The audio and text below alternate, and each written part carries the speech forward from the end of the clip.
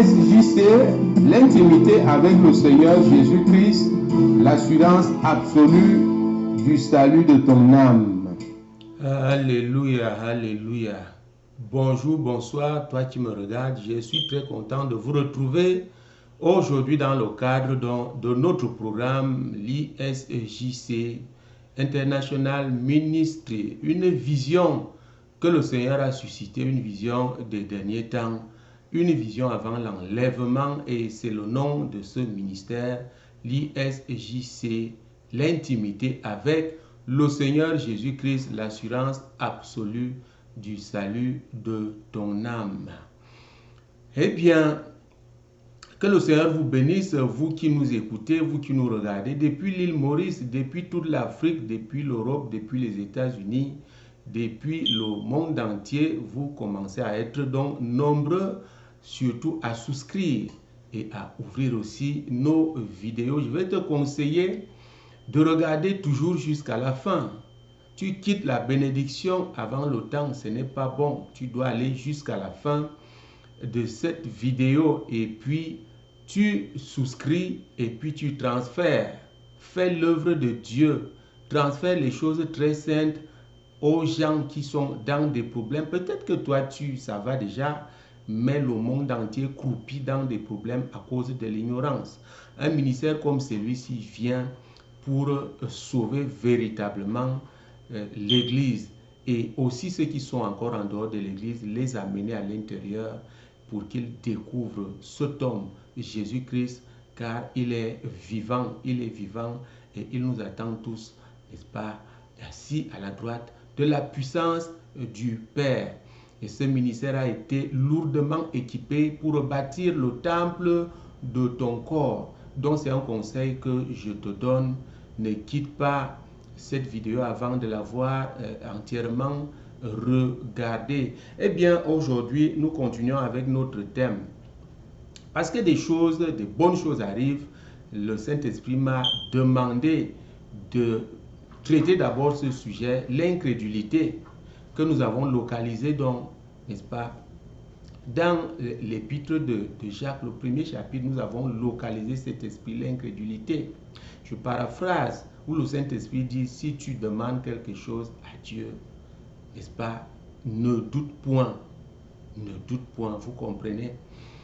Donc, cet esprit vraiment fait des dégâts à l'église, dans la vie des gens, même dans la vie de ceux qui ne sont pas encore à l'église. Nous avons donc commencé à traiter cet esprit-là, l'incrédulité. Nous avons identifié, nous avons donné des signes pour que chacun s'y retrouve. C'est quoi l'incrédulité? Je vais prier au nom puissant de Jésus-Christ, que toi qui me regardes, au nom de Jésus, je lis l'esprit de distraction dans ta vie, au nom puissant de Jésus-Christ, l'esprit de distraction, l'esprit de renvoi, au nom de Jésus, et je couvre tous les viewers, tous ceux qui me regardent, toute l'audition, le studio ici, par le sang de Jésus-Christ. C'est en ce nom précieux et glorieux que nous avons prié. Amen. Ok, aujourd'hui, nous continuons donc. Nous continuons après avoir vu les caractéristiques d'un incrédule. On a vu que c'est quelqu'un qui discute beaucoup, c'est quelqu'un qui impose son point de vue, c'est quelqu'un qui ne voit pas la chose quand elle est déjà là. Nous avons parlé de ce malade couché donc au bord de la piscine de Bethesda. Il était couché là, mais quand sa guérison arrive, il se met à faire un long récit à la question de savoir, veux-tu être guéri, au lieu de dire oui, tout simplement. Vous voyez, l'incrédulité est rentrée dans sa tête. Ça pouvait, si Jésus était un homme, ça pouvait l'énerver, ça pouvait même, n'est-ce pas, l'énerver et dire, ok, reste là avec tes discours. C'est l'esprit d'incrédulité. Nous avons vu le cas de Naaman, qui après avoir fait un long voyage, le prophète lui dit, fais comme ça, va te jeter cette fois dans le Jourdain. L'incrédulité intervient. En ce moment-là, l'incrédulité lui parle. Vous comprenez? Pour dire, moi je suis un général. Je suis un général d'armée. Et c'est d'ailleurs, c'est mon patron qui m'envoie. Et quand on pense à tous les dégâts que l'armée syrienne a fait en Samarie, en Israël. Vous comprenez? Alors, cet homme de Dieu, au lieu de m'appeler, de me mettre à genoux et de m'imposer les mains pour que je sois purifié, il me renvoie. Il me renvoie dans mon pays. Il me demande d'aller me coucher, d'aller me jeter dans le Jourdain. C'est quoi le Jourdain? Combien de plus grands fleuves nous avons en Syrie? Vous comprenez? C'est l'incrédulité qui parle. Ce n'est pas Naaman lui-même. Nous avons vu ça. L'incrédulité te parle au dernier moment pour que tu raisonnes, pour que tu ne sois pas obéissant. Tu dois être obéissant. Quand le prophète parle, sois obéissant. Quand l'homme de Dieu parle, sois obéissant. Vous comprenez? Mais ce n'est pas de ta faute. Voilà pourquoi l'IEJC est venu vers toi aujourd'hui. Pour détruire cette affaire-là. Pour détruire cet esprit, écoutez, qui n'est pas en toi, mais qui a mis quelque chose en toi. C'est ça que nous allons voir à la prochaine vidéo avec la prière que nous allons faire. Pour te délivrer de cet esprit, de cette influence, de l'incrédulité. Donc, avant de voir aujourd'hui ce que l'incrédulité n'est vraiment pas, il faut lever l'équivoque. Nous ne faisons pas d'amalgame. Nous allons voir que cet esprit peut se manifester avant et même après ta délivrance et même après ta guérison. Cet esprit continue aussi de t'influencer. Je vais juste prendre un exemple. J'ai prié sur un monsieur qui était paralysé d'AVC pendant plus d'1 an. On a tout fait, il n'a pas retrouvé la mobilité de son corps. Il était paralysé. Alors on m'envoie son cas, je prie sur lui, il est délivré immédiatement. On filme la vidéo, on montre la vidéo, quelqu'un filmait comment il s'est levé, il a commencé à marcher. Écoutez très bien, il a commencé à marcher, paralysé d'AVC. Alors je lui donne des conseils, voici ce que tu vas faire pour maintenir ta délivrance.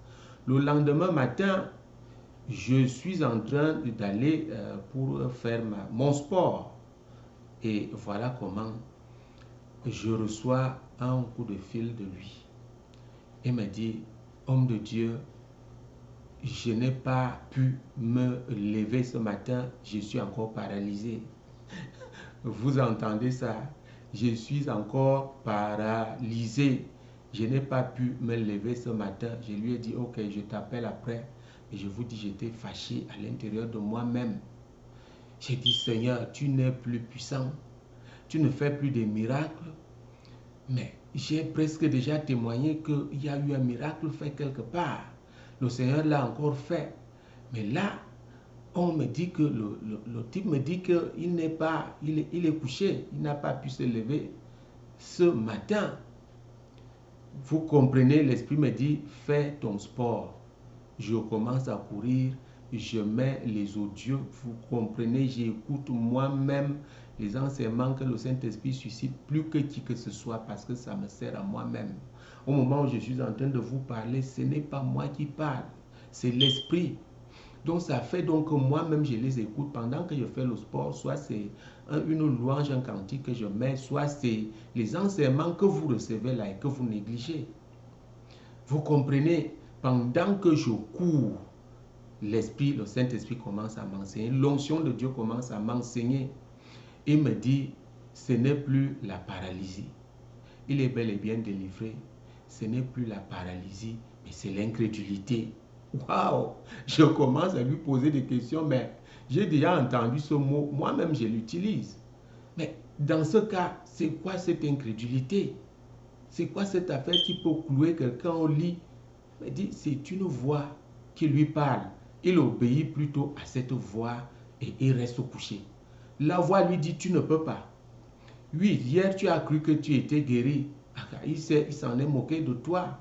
Tu ne peux pas, tu ne peux pas. Il resserre tous ses muscles pour se lever. La voix continue de lui dire, tu ne peux pas te lever.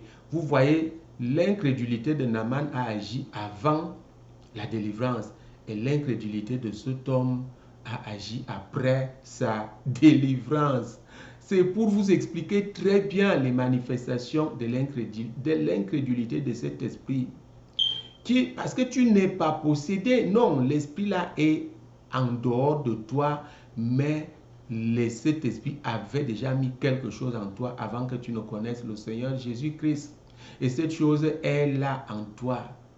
Et c'est ça que nous allons détruire très prochainement. Je te conseille donc de ne pas tourner le dos à ces vidéos. Je vais d'abord signaler ici que je suis très surpris n'est-ce pas, du nombre de gens qui regardent et qui écoutent. Je suis surpris. On sera bientôt des milliers. Et là, les grandes choses vont donc commencer aussi. Je te conseille de t'abonner. Abonne-toi. Tu tombes sur cette vidéo pour la première fois. Abonne-toi. Les grandes choses arrivent. Le meilleur arrive. Si tu ne t'abonnes pas, comment on va faire? L'onction de Dieu ne fonctionne pas avec un petit nombre. Je peux déjà vous dire ça. L'onction de Dieu ne fonctionne pas avec un petit nombre. Parce que ce n'est pas aussi petit. Nous voyons dans le livre de Job, je crois le chapitre 37, que notre Dieu est grand et nous ne connaissons pas sa grandeur. Vous comprenez? Nous ne connaissons pas la grandeur de Dieu. Souvent, on lui demande de toutes petites choses. Il rit seulement, il rit. Donc, voilà, là où il a déposé l'arme fatale. Vous comprenez? L'arme fatale contre Satan. Cette arme, ce n'est pas ce que vous croyez ou vous entendez. Beaucoup d'hommes de Dieu scandaient l'onction, l'onction. L'arme fatale, c'est la sainteté. C'est la présence de Dieu.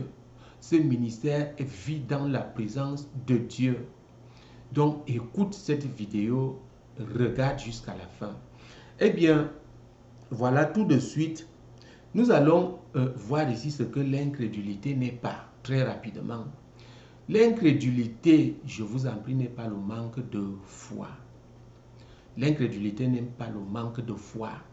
Que quelqu'un ne t'énerve donc pas en te disant « Tu es très incrédule, ceci, cela ». Quand tu t'apitoies encore sur ton cas, sur ton affliction, on te dit ça, tu es incrédule. Peut-être quelqu'un le dit sans même savoir ce qu'il dit. L'incrédulité n'est pas le manque de foi. La preuve, c'est que tu es en Jésus-Christ, tu es dans le Seigneur. Pourquoi? Parce que tu as eu la foi et tu as donné ta vie au Seigneur Jésus-Christ. La preuve, c'est que cet homme, ce Naaman, a fait un long voyage. Nous pouvons très rapidement lire le verset 5.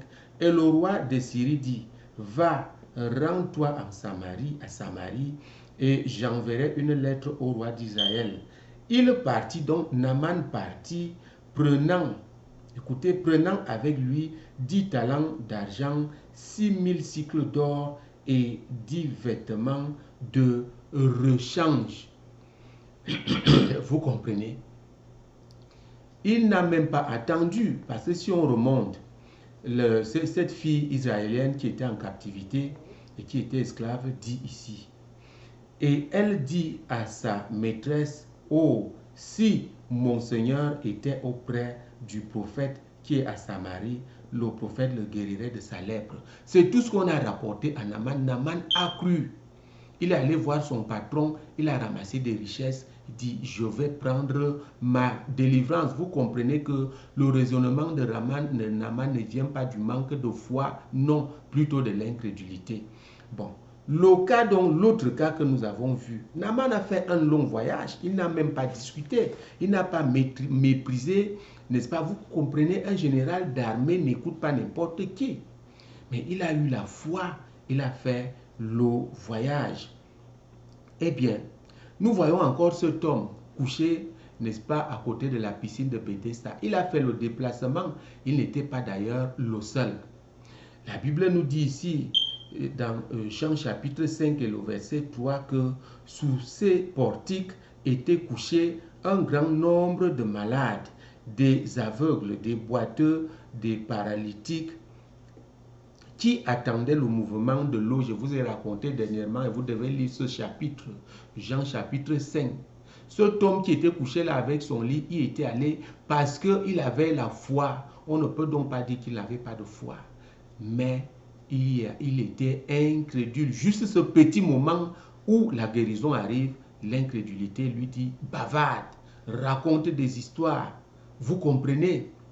Donc voilà, chers frères et sœurs en Christ, très rapidement, ce que l'incrédulité n'est pas. Il y a des gens qui payent des billets d'avion, vous comprenez, pour aller voir les grands hommes de Dieu, les grandes églises dans des pays, parce qu'ils ont la foi que le Seigneur Jésus-Christ effectivement guérit, il délivre, il fait des miracles en utilisant les hommes. Toi qui m'écoutes aujourd'hui, tu n'as pas, ce n'est pas un manque de foi, mais parfois tu manifestes une foi mauvaise en essayant d'imposer ce que l'incrédulité te suggère. Voilà, chers frères et sœurs en Christ, nous arrivons donc à la fin de cette vidéo, et nous allons aussi mettre un terme tout de suite à cela. Je vous donne donc rendez-vous prochainement pour la prière de délivrance. Alors partage, et surtout il faut souscrire. Que le Seigneur vous bénisse. Alléluia.